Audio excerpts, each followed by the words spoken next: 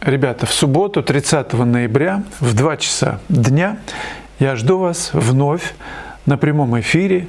Буду кое-что писать. В моей мастерской есть выход на заснеженную веранду.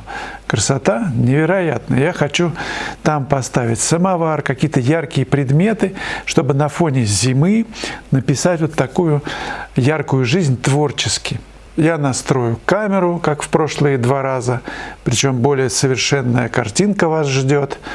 Запущу трансляцию и буду писать в прямом эфире. Я не настроен делать видеоурок, я настроен писать. Писать, следуя за своими эмоциями, за ощущениями. И хочу, чтобы вы это видели, и мы вместе с вами творчески росли. Так что милости прошу на мой сайт, записывайтесь, регистрируйтесь. Есть 2 пакета, вы это увидите все на сайте. В 2 словах вы можете, не отходя от компьютера, не выходя из дома, все наблюдать, а можете ко мне приехать на этот эфир и вместе со мной поморозиться, потом попить чаю и обсудить, кстати, ваши работы, которые вы захватите с собой, пообщаемся в теплой дружественной обстановке. Future Girl. А можно ли на холст наносить имприматуру акрилом, а потом, как высохнет, писать маслом? Да можно, чё ж не наносить. Но я так не делаю. Если уж что-то прорабатывать водными красками, да, перед тем, как маслом загружать, я бы выбрал темперу. Почему? Ну, просто опытным путем. С акрилом я как-то не задружился. И более того, я пробовал по акриловому грунту, что ли, даже просто по акриловой живописи, потом писать маслом. Пишется нормально, но прямо на твоих глазах это все куда-то прям в черную дыру все исчезает, уходит, светлые места блекнут, темные светлеют. В общем, происходят чудеса. Может быть, кто-то знает, просто, наверное, акрил есть высокого качества, пониже. Но если кто-то преодолел эту проблему, поделитесь, я тоже буду знать. Хотя, в принципе, зачем это? Писать сразу маслом, мне намного приятнее. Хотя я знаю людей, которые черной одной краской, черной, с белилами, да, темперой все прорабатывают, чтобы в тоне был черно-белый такой вот мотив проработан. Когда речь идет о фигурах, о каких-то сложных таких вот композициях. И прям поэтому потом цветом, маслом работают. Получается хорошо. Ксения. Иногда я беру себя в руки и не жалею красок. Но потом жалею об этом, что взяла себя в руки. Да? Я не жалела красок. Краска должна быть на своем месте, каждый мазок. Все дело в этом. Если он не на своем месте, ее много, например, этих мазков не на своих местах положенных, конечно, будете потом жалеть. Так что речь только о том, чтобы каждому мазку найти это свое место. Об этом собственно, этому я и посвятил свою жизнь. Сам ищу каждый раз место каждому мазку. И показываю вам. Есть онлайн-школа, заходите, посмотрите, может быть, вам понравятся уроки, курсы, где как раз об этом речь, о том, как положить краску, как ее не жалеть и как потом не жалеть о положенной. Это, по сути, полноценные занятия, где я пишу, вы видите, что происходит на холсте, на палитре, как я делаю замесы с объяснениями. Посмотрите что-нибудь. Есть теоретические уроки, есть практические, в основном практические. Но если вы совсем впервые попали на мой канал, то я рекомендую посмотреть, обратить внимание на теоретическую часть. С этого нужно начать. Первый – это базис, основа видения художника. 13-й – о композиции. Очень много разобрано работ, и в результате разбора можно почувствовать, что такое композиция. 28-й – это просто обязательно, чтобы овладеть перспективой, нужно глубину рисовать. Мы рисуем пространство, пишем его. То есть в двухмерном листе мы рисуем глубину. Нужно знать эти законы и просто на практике с карандашом и бумагой этот урок изучить. Потом 52 и 53. Вот вам задача минимум. Но зари, кто-нибудь подскажите, где можно купить палитру складную навесную с доставкой в Европе. Не могу найти. На Амазоне наберите вот это название и поищите. Я купил такую за 100 там с чем-то долларов. Татьяна Р.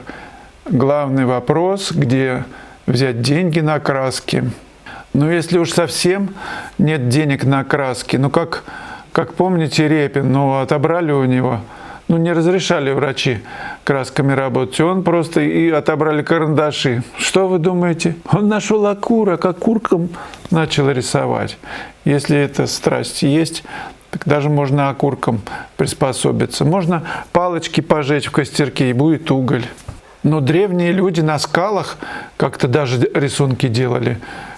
Какими-то находили там землистые куски мягкие. Может, это глина была какая-то. Надо просто поразмыслить мозгами. В конце концов, акварель можно купить, и акварелью писать надолго хватит. Окей, 7. Когда увидим вашу выставку в Санкт-Петербурге? С 5 декабря по 15 января будет выставка моя персональная. На ней представлена уже работы там. Они вешаются, идет работа подготовительная. Выставка будет в галерее живописи 20 века. Приезжайте все мои друзья на открытие 5 декабря в 17 часов. Пригласительные билеты на открытие я выложу в телеграм-канале. Друзья, присоединяйтесь к моему телеграм-каналу. Код QR на экране. Юрий Мареичев. Художники, люди не от мира сего. Замечательно, как я. Да. Поэтому у нас, собственно, и собрались. Такая команда собралась. Я в шутку называю это собрание палатой. Как будто мы действительно не от мира сего в госпитале собрались на излечение якобы. Для всех мы абсолютно, ненормальные.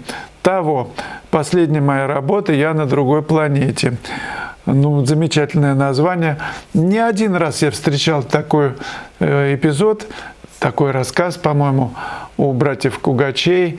Но в реальности я слышал эту историю от моего знакомого художника, и он в деревне, в таком хуторе, он сказал мне, что его считают немножечко странным. А почему? Да потому что все ж выращивают помидоры, огурцы, живность, всякое куры. Кстати, он хлеб печет, у него прям там все есть в сарайчике.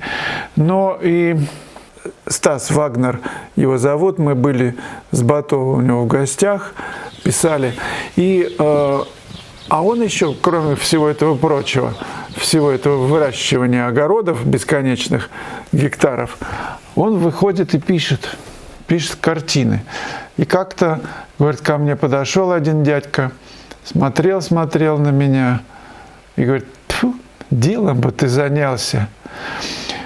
Это при том, что он ездит на рынок, там все это продает, и хлеб продает, как-то выживает.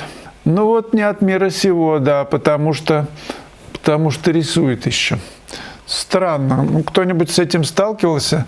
Расскажите, наверняка есть интересная история на эту тему. Лейни, Вячеслав, как вы считаете, можно ли сравнивать работы творцов эпохи Возрождения и, допустим, художников-передвижников? Ставить в один ряд Ван Эйка и нашего Репина. Первый использовал камеру обскура в своих работах, а Репин на глаз писал выдающиеся портреты. Что значит писал на глаз? Сначала же рисунок делается. Да, глаз точный у Репина был. У Яна Ван Эйка, видимо, не очень точный, раз он, тогда только перспективу, изучали и эту камеру ставил, чтобы передать пространство в картине. Все развивается, и сейчас для точности передачи рисунка даже есть проекторы видео. Раньше был такой громадный, громоздкий, как он назывался, эпидиоскоп. Кто-то, может, пользовался. Я ни разу не пользовался. А проекторы, да, почему? В ходу. Зарядил флешку в него или с компьютера подсоединил и сделал, перевел рисунок на холст. Но для этого все равно никуда не денешься. Рисовать нужно уметь. Если ты не умеешь рисовать, куда это будет видно? Все равно, когда ты пишешь, рисунок это стирается, подтирается, ты мимо начнешь там шарашить. И вот это мимо цели, вот ложка мимо рта, она не накормит тебя. Я к тому, что качество живописи, в общем-то, не зависит от первоначального переведенного на холст рисунка. Как-то Врубель сказал, что рисунок сделан, теперь остается его раскрасить. То есть рисунку, картону, как говорят художники, это такой предварительный рисунок на картоне, который потом переводится на холст. Так вот, ему уделяется большое значение. А прежде вообще куча всяческих набросков, нашлепков, поисков композиции, поисков решения тонального, в цвете, как это все будет. Это уделяется этому большое время, и этим нужно просто заболеть, и тогда, может быть, даже эти поисковые эскизы превратятся в наслаждение. И потом, когда найдено решение, писать еще большее наслаждение. А рядом ставить или не рядом, давайте кто-нибудь из вас ответит. Я не знаю, как можно ставить. Вот представьте, выставка, да? Репин, Иван Эйк. Наверное, это было бы интересно. Почему нет? Николай Резун. Привет, Слава. Привет, Николай. Как начать писать картины самостоятельно? Сначала в клеточку набросок, потом краска. Не могу решить эту проблему. Да, ребята, в клеточку набросок, а чё ж? А потом его по клеточкам перенести на холстик, и потом краской, конечно, и вообще, и картина готова. Начать писать картины самостоятельно. А вы что, до этого не самостоятельно писали, что ли? Кто-то над душой стоял и говорил: пиши, пиши, как Гала Сальвадору Дали говорил: пиши, работай, нужно деньги зарабатывать. Ступай к Мольберту. Она такая злая показана в фильме. Дали, что ли, назывался, я не помню как. Ребята, нужно мне помогать. Николай Резун не знает, как решить проблему. Да в клеточку набросок, да, делайте несколько. А потом можно с той стороны клетчатой бумаги потереть угольком, либо просто карандашком продавить. Но тогда в формате делать в клеточку набросок. А потом красками разукрашивать. Если будут проблемы, как разукрашивать красками, заходите ко мне на сайт, там много-много уроков и курсов на эту тему. Что-нибудь выберите, а я помогу, если будут трудности с выбором. Там, кстати, анонс есть к каждому уроку, видео, отзывы.